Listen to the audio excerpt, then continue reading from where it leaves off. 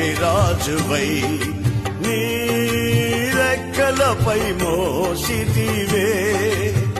నీవే నా తండ్రివై నా బాధ్యతలు భరించితివే పక్షిరాజువై